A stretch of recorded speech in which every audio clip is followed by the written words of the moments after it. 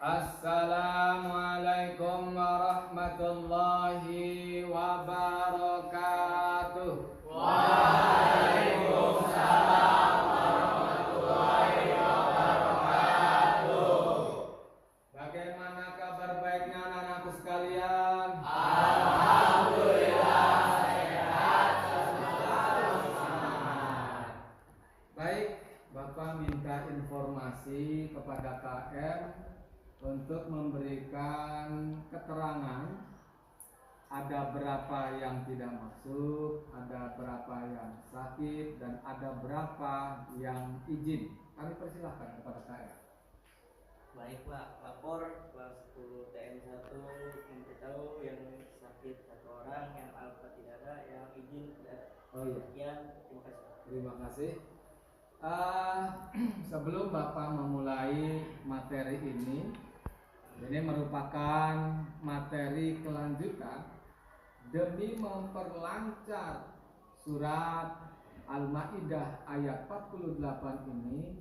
Bapak mohon untuk salah satunya membaca ayat tersebut. Kami persilahkan untuk membaca Al-Quran dengan baik.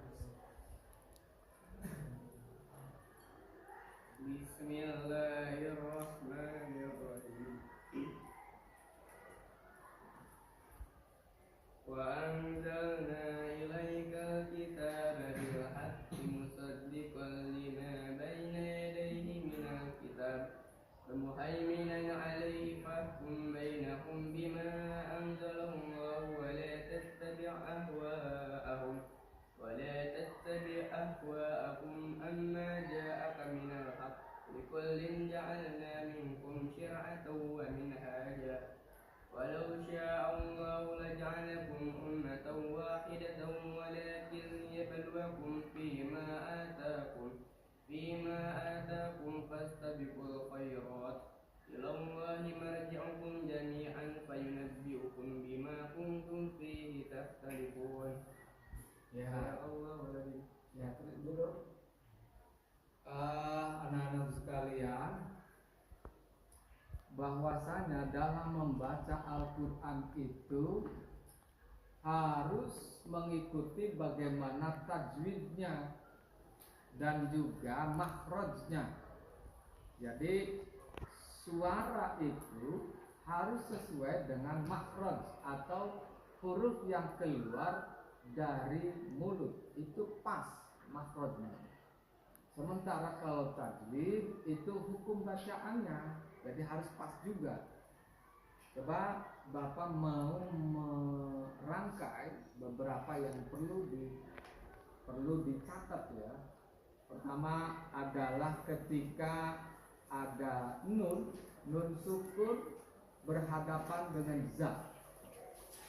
Nun sukun berhadapan dengan za itu hukum bacaannya adalah ikhfa. Ikhfa itu dibacanya samar. Jadi yang disebut dengan samar itu adalah ketika memang dibaca nunnya atau tanwinnya itu tidak bisa dibaca secara jelas. Kalau dibaca nun atau tanwinnya secara jelas itu namanya izhar. Jadi nunnya jelas. Kalau ini tidak, kalau ikhfa itu dibacanya samar-samar nunnya itu. Contohnya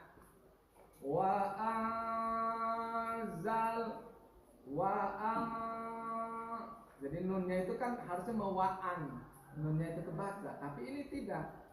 Wa anzalna ilaikal kitaba. Itu ketika memang nun sukun berhadapan dengan za, dibacanya adalah ikhfa. Wa anzalna. Kemudian ada lagi alif yang berharokat sukun, sebelumnya ada huruf yang berharokat fathah dan setelahnya ada hamzah berharokat.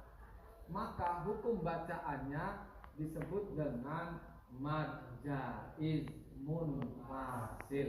Kenapa disebut dengan mad jaiz munfasil? Karena itu terpisah kalimatnya. Wa anzalna, maka kami turunkan. Ilaika itu terpisah, kepadamu. Berarti dua kata. Ya.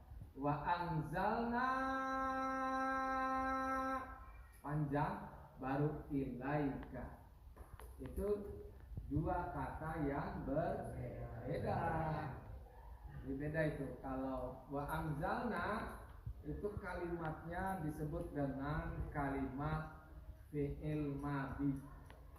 Kalimat fi'il madhi. Sementara ilaika itu jumlah jar majrur, kepadamu. Artinya kepadamu. Kemudian baru al-kitabah. Al-kitabah itu alif, ada lam.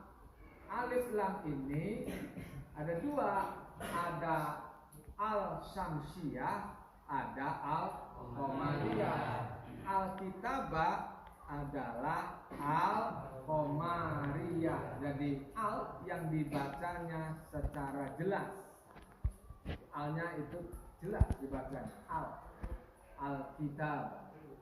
Kemudian kita rangkai wa anzalna ilaikal kitaba bil haqqi. Bil haqqi juga sama dengan al-qamariyah. Bil haqqi. Kemudian ada qaf. Qaf itu biasanya kalau berhenti menjadi qalqalah. Hurufnya qalqalah. Ada qalqalah subro, ada qalqalah subro. Nah, artinya wa anzalna ilaikal kitaba bil haqqi, dan kami telah menurunkan kepadamu Nabi Muhammad Alkitab atau juga Al-Quran bil haqqi, yang berisikan itu kebenaran. Bil haqqi. Ya, bil haqqi itu Al-Quran itu berisi kebenaran.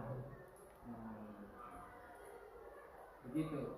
Yang kemudian setelah Bapak bacakan ini, nanti ada orang yang mengikuti dulu.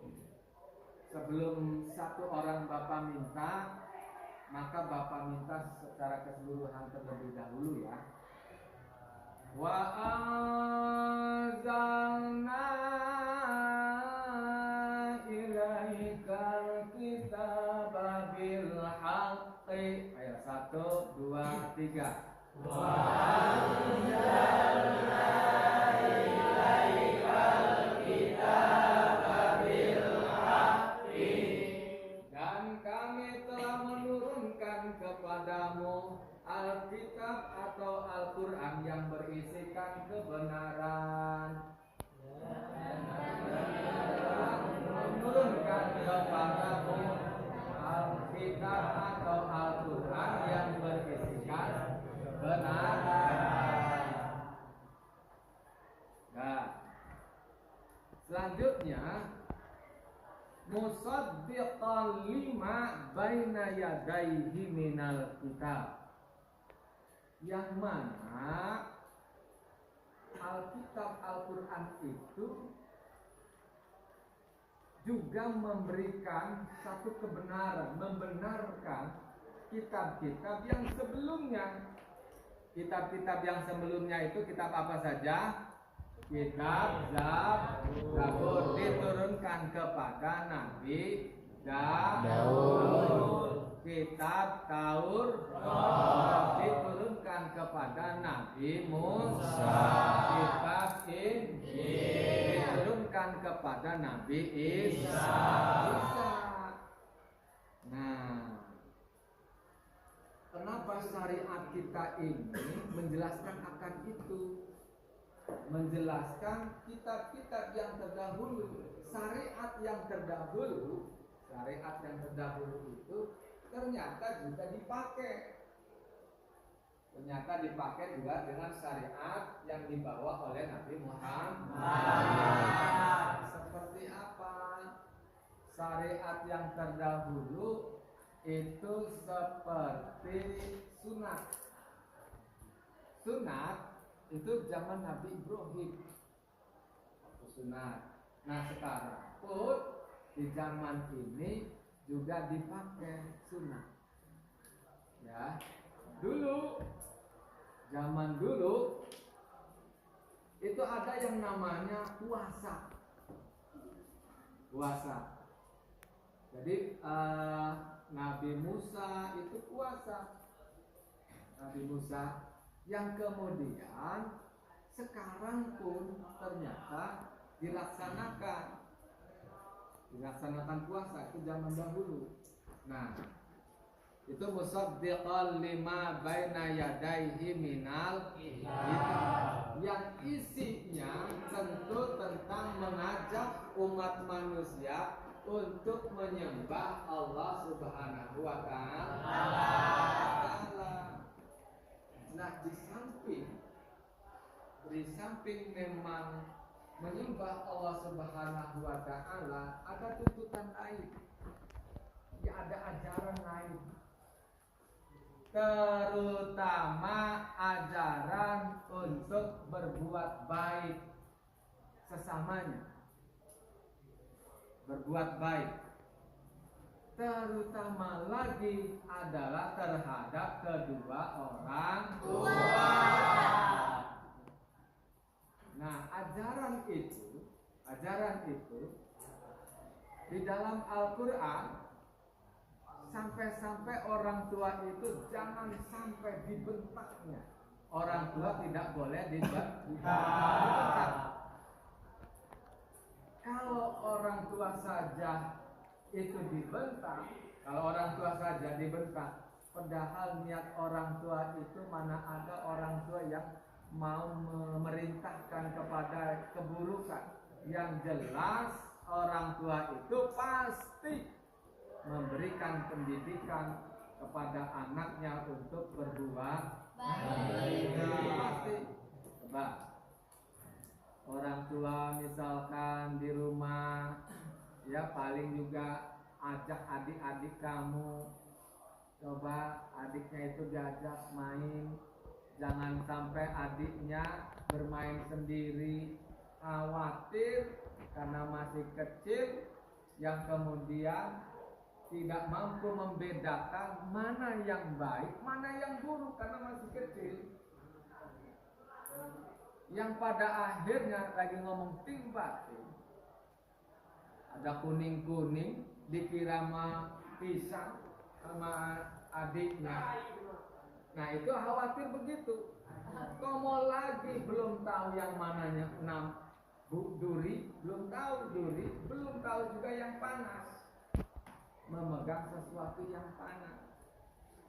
Nah inilah penting untuk bisa diikuti perintah-perintah orang tua. Di antara salah satunya adalah mengajar adiknya. Karena ini yang di sini tentu dong sudah dewasa, sudah ngerti mana yang baik, mana yang buruk.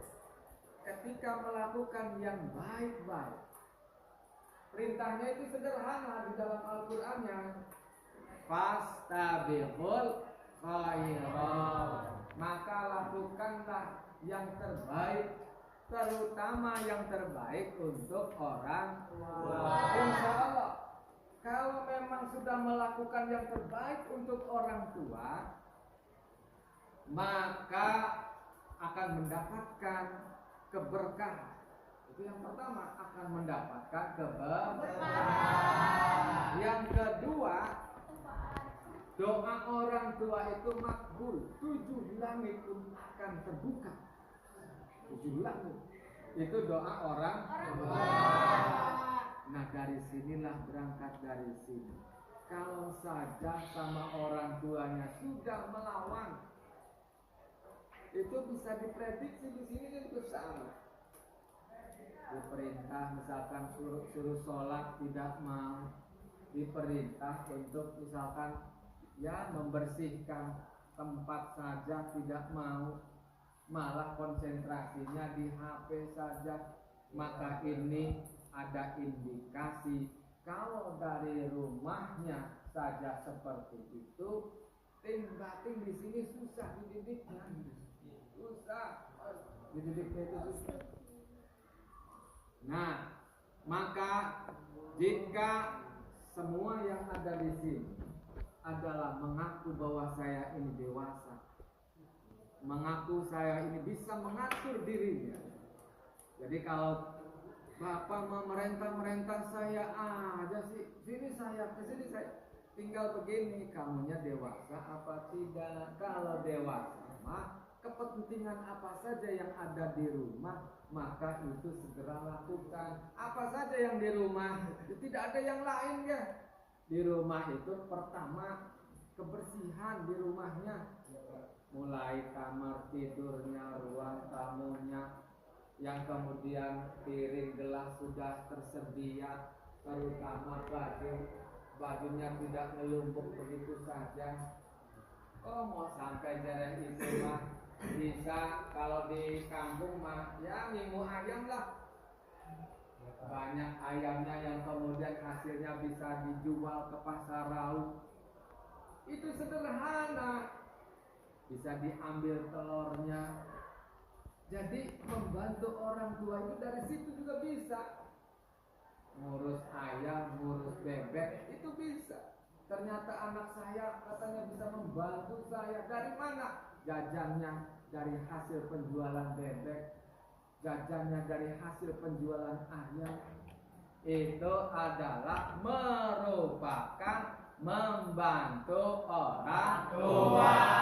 Anak-anakku sekalian, berpikir kritis.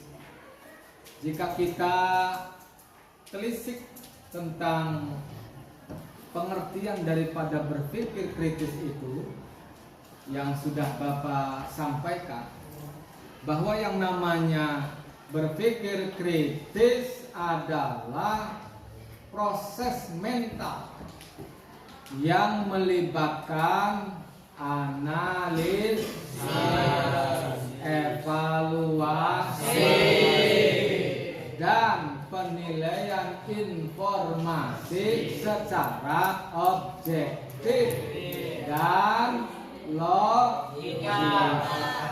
Untuk apa? Untuk mendapatkan kesimpulan, atau juga bisa disebut dengan solusi yang tepat. Ada beberapa hal yang memang harus kita kritisi. Yang pertama ini tentang etika.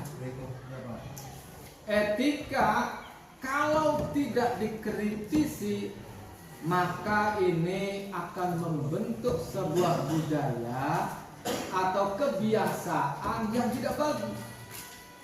Maka penting dikritisi. Kalau sudah dikritisi, maka akan secara logika itu akan masuk. Nih, begini tentang etika ya, bahwa siswa itu kewajibannya adalah belajar. Dengan belajar itu bisa mendapatkan ilmu pengetahuan. Ilmu pengetahuan yang utama adalah agama. Andaikan saja ilmu agamanya tidak bisa, cara membaca Qur'annya nggak bisa, cara sholatnya tidak bisa, cara yang kemudian menghormati sama orang tua pun tidak mengerti. Ini agama, ini tentang agama. Sholat subuh tang ini awam jam 6 itu sudah keluar. Maka ini penting untuk dikritisi. Nah, bahwa yang namanya bangun siang ini yang berarti akan juga menghambat yang lain. Coba kalau bangunnya sudah siang, ujuk-ujuk yang kemudian mandi, ujuk-ujuk mandi, yang kemudian di saat mandi berbenturanlah dengan keinginan yang lainnya. Misalkan satu kolam sumur yang kemudian ada kepentingan tiga, yaitu kakaknya pengen di tempat itu dalam waktu yang sama, adiknya juga pengen lagi yang di situ, ditambah dengan bapaknya. Coba yang akan dipentingkan yang lebih mana? Pasti bapaknya. Ya, anaknya udah bangunnya siang mau sekolah, duduk sangat-sangat akal. Nah, ini pentingnya mendapatkan kritisan bahwa kami itu bangunnya yang pagi. Itu tentang etika. Ngomong lagi jerewekan. Gurunya menyampaikan dalam rangka etika, menerapkan etika yang baik, kemudian bersorak-sorakan. Andaikan yang terjadi adalah bapaknya. Bapaknya kemudian duduk di sini, kemudian dijejewekan begitu, kesinggung apa? Kesinggung lah. Kalau nggak kesinggung, ya Allah, daya pikirnya itu. Kenapa Bapak supaya misalkan tidak boleh nyender itu gampang turun. Orang kalau sudah nyender ya udah, itu akan tidak serius. Untuk belajarnya tidak serius. Yang kemudian, nih tadi itu tentang etika. Ya, harus mendapatkan kritisan. Kritisannya kalau berbicara etika itu yang berarti dari ujung rambut sampai ujung kaki, yang kemudian juga akan dinilai bagaimana cara berbicaranya, cara untuk sikapnya, itu adalah tentang etika. Kalau saja kambing itu bisa diatur, masa manusia itu tidak? Kalau kambing saja bisa diatur, ngomong lagi kalau sekarang hebat lagi. Kucing bisa diatur, sampai berbuangnya aja, buang air kecil dan buang air besarnya, ya itu bisa ke tempatnya sendiri. Kemudian juga dimandiin, disayang-sayang, karena cuma satu itu doang. Bisa meletakkan sesuatu pada tempatnya. Coba kalau memang tidak pada tempatnya. Kucing itu misalkan yang disayang-sayang, misalkan yang kemudian ngencingin orang yang punyanya.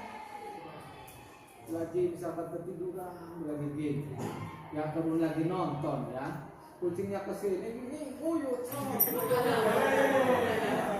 Misalkan marah enggak itu? Marah. Ongkos saya urus, itu pun mau lagi uang. Kalau orang mah punya akal. Kalau sampai menyinggung yang dewasa, yang mengajarkan, itu yang berarti patut untuk dipisahkan. Ini khawatir berkelanjutan. Yang kedua, yang perlu juga dikritisi itu tentang pendidikannya. Tadi itu apa? Pertama etika. Yang kedua adalah pendidikan. Pendidikan yang sekarang ini kan perlu antara guru, kemudian juga murid dengan materi itu nyambung. Sampai juga pendidikan itu tidak lepas dari bantuan orang tuanya.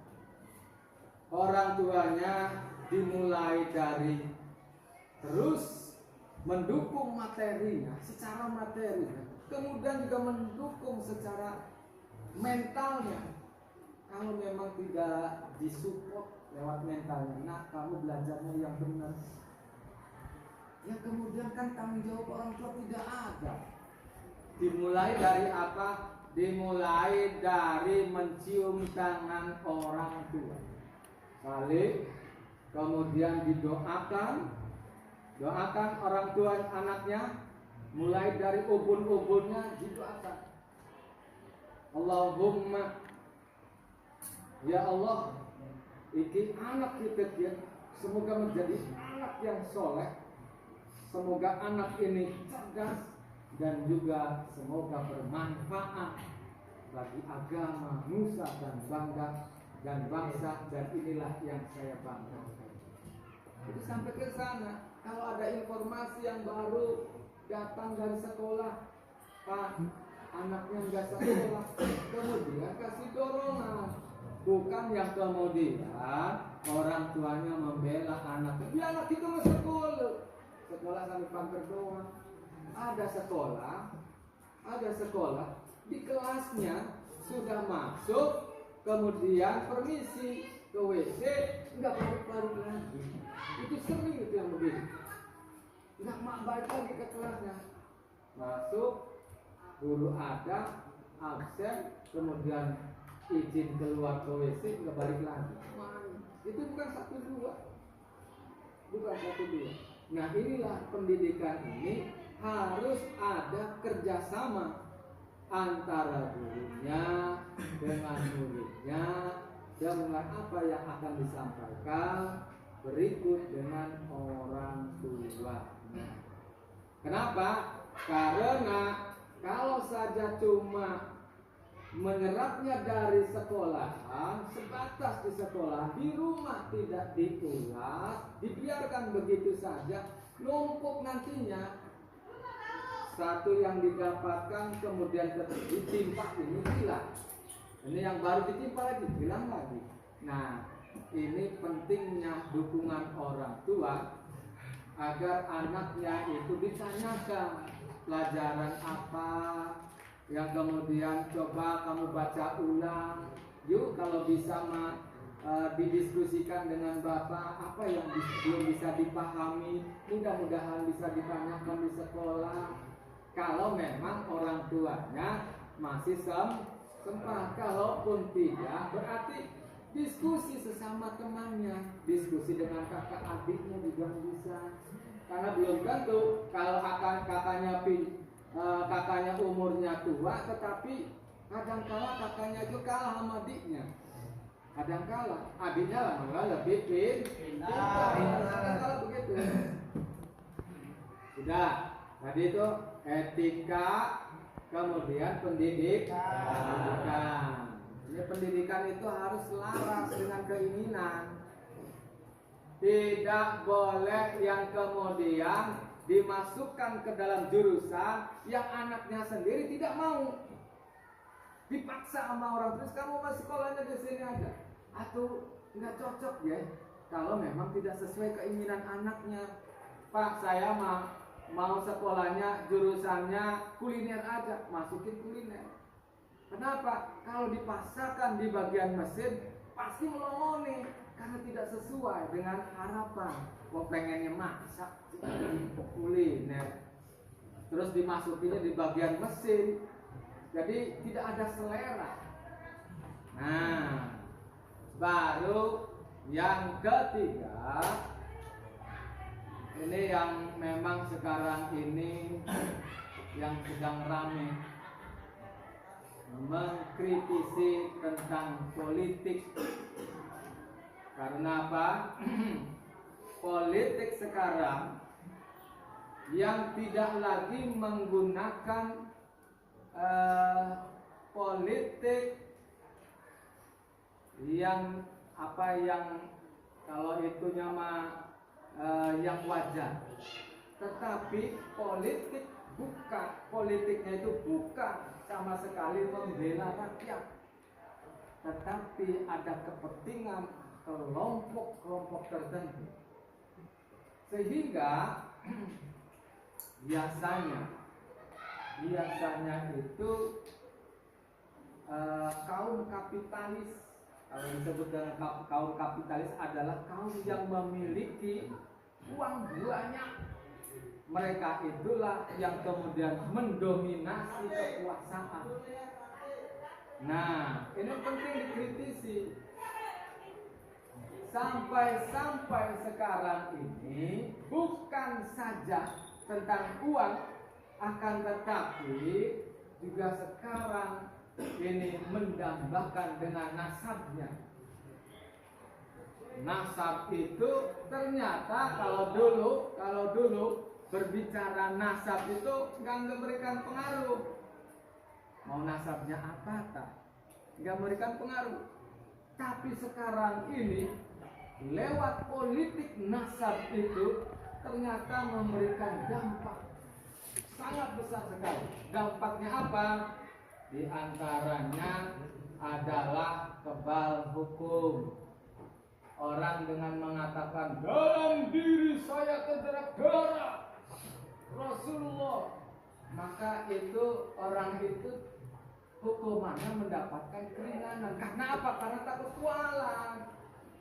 Karena membawa-bawa nama Nabi Muhammad. Nah inilah jangan sampai kita harus mampu mengkritisi. Jangan sampai lah di saat orang itu melakukan kesalahan yang kemudian nasab dibawa-bawa.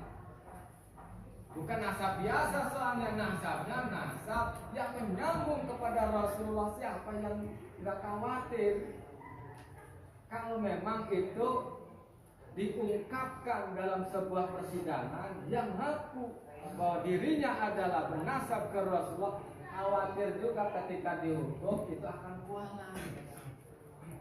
Nah, ini penting harus dipisahkan. Mana itu hukum? Ya hukum. Kalau salah harus dihukum kalau salah. Tetapi kalau nasab itu harusnya tersembunyi. Tidak boleh diungkapkan, disebarkan. Tidak boleh menjadikan tameng yang kemudian menjadi kekebalan hukum. Itu tidak boleh. Orang takut ya kalau berbicara bernasab ke Rasulullah, khawatir kualat. Jadi bertindak tidak boleh sewenang-wenang dengan mengatasnamakan Rasulullah atas nama cucu Rasulullah, itu tidak bagus. Kenapa? Karena Rasulullah sudah menyampaikan jauh-jauh sebelumnya, jika memang itu Fatimah saja. Fatimah itu siapa? Fatimah itu putrinya Nabi Muhammad. Andaikan saja Fatimah itu mencuri, laqataqtu yadaha. Bahkan Nabi Muhammad secara tegas, Nabi Muhammad akan aku potong tangannya. Itu adalah Rasulullah sendiri yang mengatakan. Nah, udah ya, itu tentang politik. Yang kemudian juga masalah yang harus dikritisi adalah ekonomi. Ekonomi ini kita menganut demokrasi, menganut bahwa dari rakyat, oleh rakyat, untuk rakyat. Jangan sampai ada orang yang tidak mendapatkan pendidikan. Semua lapisan masyarakat, baik itu yang kaya, yang miskin, itu harus dapat. Tidak itu perempuan, tidak laki-laki, itu harus dapat. Semuanya harus dapat pendidikan. Itu undang-undangnya seperti itu. Ya, dalam hal apa? Ekonomi. Ekonomi itu harus dapat. Orang itu karena miskin, ternyata nggak bisa sekolah karena ekonominya tidak ada. Alhamdulillah di zaman Bapak itu sekolah itu dulu membayar, susah dulu mah. Sekarang alhamdulillah sekarang gratis. Dulu mah ada BP3. Apa tuh Pak? ada untuk bangunan, ada P3, untuk juga iuran bulanan dulu mah. Kalau sekarang sudah tidak ada, cuma berangkat dari rumah ke sekolah, sing penting mah nih sekolah ini bisa makan. Jangan dari rumah lah, bawa sendiri. Anak-anakku sekalian, bahwa untuk mengkritisi apa saja yang ada di lingkungan kita, tidak ada lain dalam rangka untuk memberikan perubahan yang memberikan dampak perubahan, baik itu diri sendiri ataupun ruang lingkup kecilnya, yaitu di keluarga, komoh-komoh sampai ke lingkungan masyarakat, komoh lagi sampai ke negara. Nah, di antara mengkritisi itu terutama mengkritisi diri sendiri, atau juga dalam hal ini internalnya, sejauh mana ada perbaikan-perbaikan. Kalau saja saya ini bangun siang, itu namanya mengkritisi diri sendiri. Waduh, saya untung dibangunnya pagi. Kalau saya itu bangunnya sedikit siang aja, ketinggalan dari pintu pagar itu, yang kemudian ketika tinggalan, maka ya macam-macam lah sanksinya. Ada disuruh lari lah, ada disuruh push up lah, ada dipanggil orang tuanya lah. Nah, untuk berarti dia itu mengkritisi dirinya sendiri sehingga mau berubah. Yang kemudian dalam mengkritisi diri sendiri ini itu ada catatan-catatannya. Catatan yang pertama itu akan mendapatkan penilaian yang semula penilaian orang tua, penilaian kalau ini kan penglihatan. Nah, orang tua hanya melihat saja yang tadinya bangunnya siang kemudian bangun pagi, itu penilaian itu. Penilaian yang kemudian bisa bangunnya pagi terus menerus aja. Yang kemudian orang tua akan memberikan penilaian, alhamdulillah anak saya bangunnya pagi terus. Yang kemudian setelah bangun pagi sholat tahajud, setelah tahajud yang kemudian ngaji Quran, setelah ngaji Quran sholat berjamaah ngajak kakak adiknya, yang kemudian setelah sholat berjamaah masak, nyiapin sarapan untuk keluarga. Setelah itu yang kemudian sudah siap segalanya, yang mau berangkat sekolah sudah siap, yang mau kerja itu sudah siap, adik-adiknya sudah disiapin berangkat dengan diiringi dengan doa. Subhanallah. Nah, itu namanya mengkritisi diri sendiri. Sejauh mana anak-anak sekalian, sebelum kita akhiri, Bapak mau bertanya. Di antara sekian banyak, Bapak mau minta cuma 2 orang saja yang akan tampil memberikan jawaban dan soalnya dari Bapak. Coba jawab, manakah dari pernyataan berikut yang paling sesuai dengan konsep berpikir kritis dalam Islam? A. Berpikir kritis adalah mempertanyakan setiap agama. B. Berpikir kritis adalah menerima semua informasi tanpa analisis. C. Berpikir kritis adalah merenungkan dan memahami ajaran agama dengan akal sehat. D. Berpikir kritis adalah menolak semua bentuk tradisi agama. C. Berpikir kritis adalah mengikuti semua perintah tanpa pertimbangan. Coba satu orang minta jawabannya. Jawaban nomor 1 adalah C. Karena menekankan kepada berpikir kritis ada sebagai pemahaman ajaran agama Islam dengan menggunakan akal sehat. Oh iya, terima kasih. Tepuk tangan.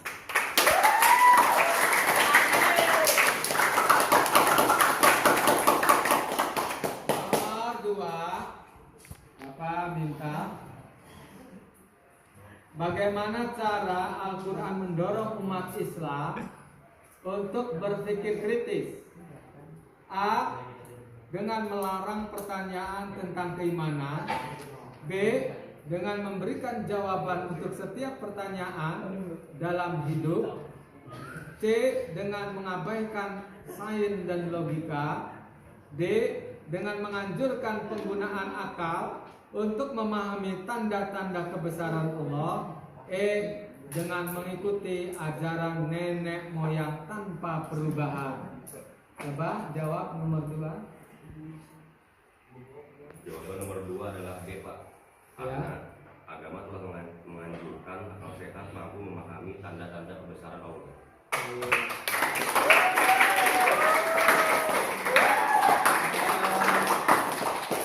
Anak-anak sekalian yang cerdas, yang santun, semuanya tahapan demi tahapan telah kita lalui, dan dari sampel 2 orang telah memberikan jawaban yang cukup bagus. Bapak mengucapkan terima kasih atas penyimakannya dan juga atas kerjasama menciptakan suasana yang kondusif. Jika memang ada kekurangan dan kelebihan dari Bapak ucapkan mohon maaf sebesar-besarnya. Bapak akhiri dengan sebuah kalimat mulia. Wallahul muwaffiq ila aqwamit thoriq. Assalamualaikum warahmatullahi wabarakatuh. Waalaikumsalam.